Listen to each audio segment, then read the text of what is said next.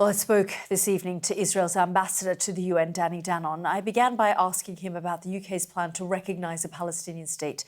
Just have a listen. Israel agreed for a ceasefire many times. We said yes, Hamas said no. And if you don't believe us, you should ask the negotiators, the US, Egypt, and Qatar. And they will tell everyone that Israel is not the problem. Israel is not the obstacle for a ceasefire. So hopefully there will be a ceasefire before September. You know, we don't interfere on decisions of other countries.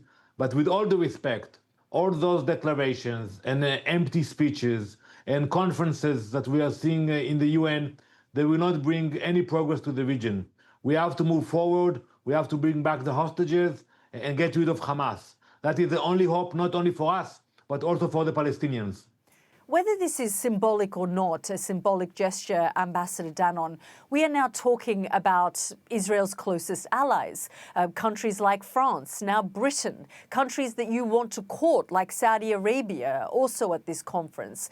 That means that Israel has, for the last 22 months, because of its actions in Gaza, has in some ways had some of its closest allies turn to Israel and say, what you are doing is wrong. We are on the same side. I would expect the UK and France to support our fight against Hamas and to put pressure on Hamas to accept the ceasefire. But what they are doing now, they are actually pushing Hamas to the other side, because some people in Hamas might think that now is not the time to move forward for a ceasefire, because look what's happening in Europe. Well, many would say, look what's happening in Gaza, including many Israeli officials and prominent Israeli voices. And I'm just going to quote those to you. Ehud Olmert, Israel's former prime minister, just yesterday said, I've said it before and I haven't changed my mind, that there are things which are intolerable and unforgivable, which we are responsible for what happens in Gaza. Last month, he said, Israel is committing war crimes in Gaza, and that never since its establishment has the state of Israel waged such a war. Yesterday, two leading Israeli human rights groups, B'Tselem and the Physicians for Human Rights Israel, accused Israel of genocide in Gaza. They described a deliberate and systematic extermination of the health system in Gaza. Israeli-born genocide scholar Omer Bartov said today the IDF is primarily engaged in an operation of demolition and ethnic cleansing. These are not your allies. These are not other states. These are not people trying to, in your words, whether they're trying to encourage or appease Hamas. These are Israelis. This is an Israeli former prime minister. This is two leading human rights groups in Israel. So all those sources that you mentioned are radical forces, and we are a democracy. We allow free speech to everyone, even if you spread lies. And Prime Minister Olmert is lying. He doesn't have a clue of what's happening today. And those organizations you mentioned, for years, they act against Israel, no matter what's happening on the ground. And we know that there is no genocide in Gaza. There are no war crimes. On the contrary, for us, the suffering in Gaza, it's a tragedy. For Hamas, it's a strategy. Well, the images speak for themselves, Ambassador Danon, and it's something that President Donald Trump has also spoken to. He has said, you cannot fake the images that we're seeing. He says and has acknowledged that what he is seeing is starvation in Gaza. And I'm also going to quote Anthony Aguilar, a retired U.S. Special Forces officer who worked for the Gaza Humanitarian Foundation, a body that Israel put in place because you said you couldn't trust the way in which aid was being distributed by the UN. He resigned because he said he witnessed war crimes and saw the IDF shooting at crowds of Palestinians. So first of all, we should agree that the Humanitarian Foundation is doing an important work. And you can see from the results that in the area that you have those centers, you don't have any reports for starvation claims or other reports. And I wish we had more centers. And I hope there will be more centers. Ambassador, it's being described by many as death traps. The surgeons that I've been speaking to say that those who return from that area have all sorts of gunshot wounds to their chest, to their testicles, children as young as 11, 12 and 13 years old. I mean, you can deny this, but this is someone who worked for the Gaza Humanitarian Foundation saying he saw the IDF shoot at Palestinian civilians seconds there. Over 1,000 people are believed to have died trying to get aid from those centers. You know, you cannot deny the fact that the foundation actually distributed millions of meals. I'm going to quote those... Allow me to move forward with all due respect. We want to ease the suffering in Gaza. You know, today, 300 trucks entered Gaza. As we speak... You know that's nearly not enough. You know that there are 6,000 trucks waiting at the border.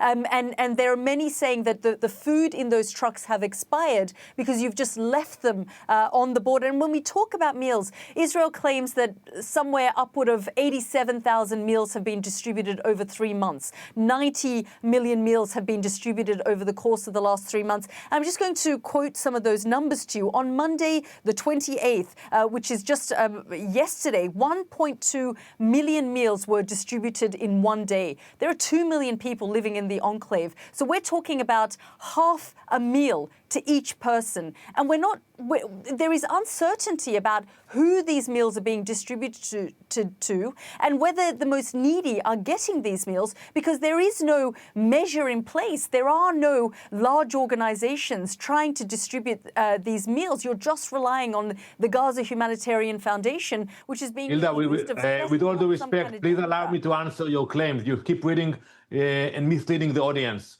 The facts are that as we speak, you have more than 600 trucks that crossed the border, waiting in Gaza for distribution. And the UN is not distributing the aid. And instead of blaming Israel for everything, I would advise the UN to stop distributing lies and start to distribute the aid. So are you saying that President Trump is lying when he says that the pictures speak for themselves, you can't fake this, there is starvation in Gaza? Well, I think there is no starvation in Gaza. If there were incidents, we regret them, and the blame is on Hamas. But when you look at the number of aid that entered Gaza in the last few months, you understand that there is no problem of aid. I've just quoted those numbers. It isn't even half a meal for a single person, and there is no clarity about whether that is going to the right people. No, you know what you quoted. Excuse me, I have to correct you. You quoted the number from the GHF, from the foundation. Correct. But when you add to that the trucks that entered Gaza, and the truck that entered Gaza during the ceasefire. No, and you know, sir, that the number of trucks entering Gaza is not sufficient, and they haven't. There's been a blockade. The hunger and starvation we have seen has also been. We're seeing for the first time the Integrated Food Security Phase Classification. The IPC has said famine is underway in Gaza. That's based on a report that they have put out today, where they're saying famine is underway. So you can say that you don't believe that starvation is taking place in Gaza. The only starvation in Gaza... Famine is now underway in Gaza. No, the only starvation in Gaza is the starvation campaign that Hamas is behind it and the UN is behind it. And I have to admit, it was a very successful campaign. You know, they tried a few months ago to run a campaign about the hospitals, which we proved that it was a lie. And today they're running the campaign about the starvation. You're not allowing journalists into the Gaza Strip. So we are having to rely on people, for example, from the World Food Programme. And Cindy McCain, the executive director of the World Food Programme, has said we need to flood Gaza with large-scale food aid immediately and without obstruction and keep it flowing each and every day to prevent mass starvation. Ross Smith, the WFP emergency director, says this is unlike anything we have seen in this century. It reminds us of previous disasters in Ethiopia in the past century. We need urgent action now. Tom Fletcher, the UN humanitarian chief, says what has been delivered so far has just been a drop in the ocean of what is required. It's the beginning, but the next few days are really make or break. And Volker Turk, the United Nations High Commissioner for Human Rights, yesterday told me the situation in Gaza is dystopian. You can reject all of these people, Ambassador, and point the finger of blame at Hamas or the UN. But, you know, President Trump is saying it. Cindy McCain... Yeah, so Yalda, you know, you will allow me to answer. You're reading all these quotes, and I don't want to tell you what I think about Mr. Tom Fletcher. We have already proved that he is a liar, and he blamed us for killing 14,000 babies. And a week later, in an interview, he said it was a mistake. So we're dealing with professional liars. But let me ask you one question, a very simple one. With all due respect to all the prestigious individuals you mentioned, why they are not collaborating with the GHF?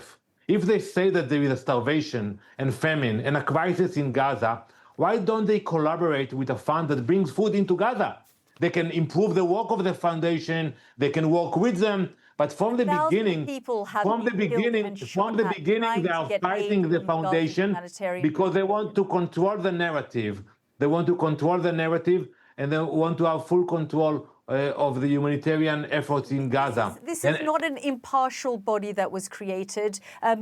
Those who have been part of it, were trying to run it, have stepped aside because they say that it doesn't meet the requirements of international law, humanitarian law. Over 1,000 people have been killed, shot at, trying to get... No, that's a lie, and there is no real answer. And there is no real answer why people who are supposed to care about humanitarian efforts in Gaza actually deny the work of a fund that comes in and delivers food for free for the people of Gaza. That was Israel's ambassador to the United Nations, Danny Danon. Well, Dr. Sarah Hosseini is director of the British Palestinian Committee. Thank you very much, Doctor, for joining us here on the programme. We're just listening there to Danny Danon responding to a number of issues, including whether famine and starvation exists in Gaza. But I'm going to initially ask you about what the British Prime Minister has done today, announcing the potential recognition of a Palestinian state. Just your response to that. Yes, thank you, Yalda. I think let's remind ourselves, first of all, and you've been speaking a bit about this to the Israeli ambassador, of the context in which this announcement comes. So we're talking about 21 months here of relentless assault on Gaza, which has involved the decimation of a population, the destruction of every facet of civil and social life. We've seen across the media horrific images of emaciated bodies the last few weeks as Israel has forcibly starved Palestinians in Gaza and then lured them out and exterminated them when they've tried to reach aid stations for food. Now, throughout this time, the UK government has not only failed to live up to its legal obligations to uphold the rights of the Palestinian people, it's provided active diplomatic, economic and military support to a country that is in this dock, a state that is in the dock for genocide, and whose leaders have been indicted by the International Criminal Court. So instead of focusing on condemnatory statements and symbolic recognition, the Prime Minister should rather recognise the genocide and take immediate active measures to end it, as well as Britain's own participation in it, by severing diplomatic ties, instituting a full arms embargo, ending all forms of military collaboration and applying comprehensive economic sanctions. So Dr. Hosseini, you believe that this is just a symbolic gesture, that they could have done a series of other things which would have put pressure on this Israeli government to change tact in Gaza rather than going straight to, recognition of a Palestinian state? Yeah, the absolute priority now is to end the genocide and ensure accountability. And recognition in this context, in the context I just outlined, will not end the genocide. I think our message to the Prime Minister, we wrote a letter to the Prime Minister ahead of this cabinet meeting, and the message was that these sorts of cosmetic and symbolic steps won't end the genocide, which is urgently the most immediate priority, won't relieve the government of its duties, and won't silence also the calls of the British public to end British complicity in the atrocities that everyone has seen live streamed to their phones for the past 21 plus months. Why do you think the Prime Minister chose to do this in this moment?